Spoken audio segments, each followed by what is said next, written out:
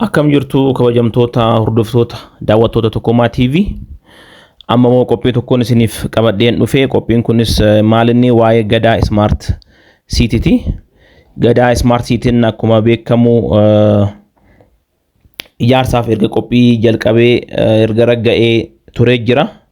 Gadaa Smart City kun naannoo inni ijaaramu baajeetni inni ittiin ijaaramu waggaa meeqa keessatti akka xumuramu akkasumas immoo marsaa meeqaan xumurama fi kilaasteroota industirii yookaan immoo industirii zoonii meeqa of keessaa qaba kan jedhuu fi kanan birootis wantoota beekuu qabdan wantoota gurguddoo 10 jedhee kan isiniif qopheesse amma isiniif dhiyeessitu fan jira.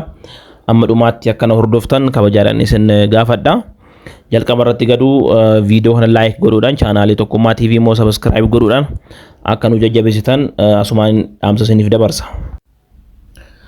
Eshi gara qophichaattan darba wantoota gurguddoo 10 waa'ee zoonii dinagdee addaa Gadaa yookaan Gadaa Special Economic Zone salphumatti immoo Gadaa Smart City jedhamuun kan beekamu waan beekuu qabdan 10.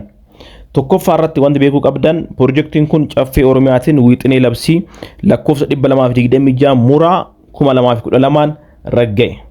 Kanaafiyyuu wiixineen kun piroojeektiin kun kan ragga'e caffee Oromiyaatiin ta'uu beekamuu qabaa jechuudha.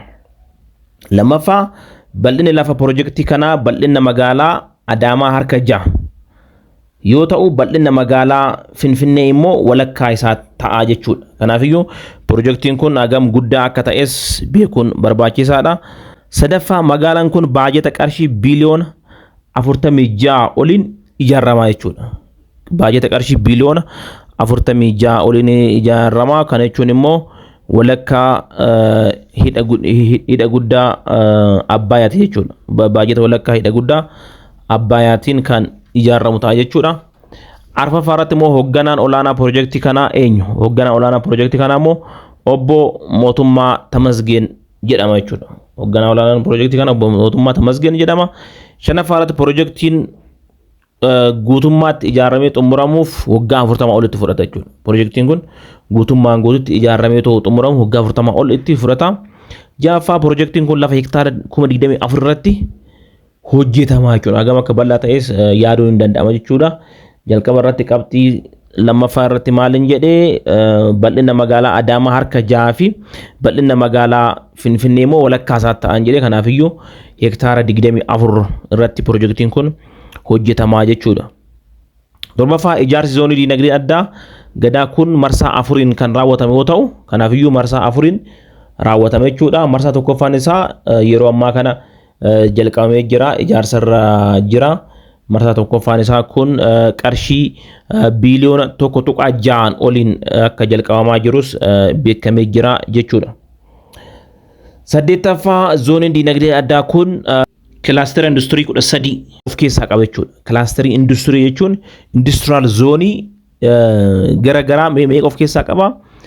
13 of keessaa qaba jechuudha. Kana jechuun amma fakkeenyaaf industiriin zoonii Adaamaa jira, industiriin zoonii Jimmaa jira, industiriin zoonii Hawaasaa jira, kan Kombolchaa jira. Kan akkanaa kana meeqa of keessaa qaba? Kan akkanaa kan industirii zoonii gurguddaawwan garagaraa kanneen maal meeqa of keessaa qaba? 13 of keessaa qaba jechuudha.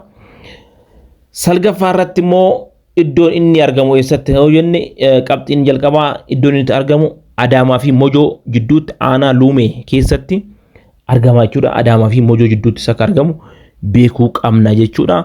Kurnaffaa piroojeektiin kun yeroo ammaa kanatti namoota 300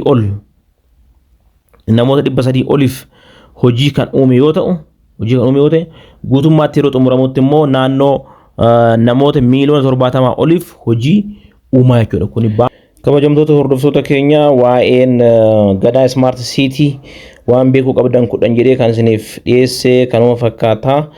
Qophiin biraati immoo amma wal agarrutti nagaan turaa isin jechaati. Viidiyoo kana like godhuudhaan chaanaalii Tokkummaa TV immoo subscribe godhuudhaan maatii Tokkummaa TV akka taatan ammas irra deebi'uudhaan isiniif ibsa. Nagaan turaa horaa bulaa deebinaa. Bye bye.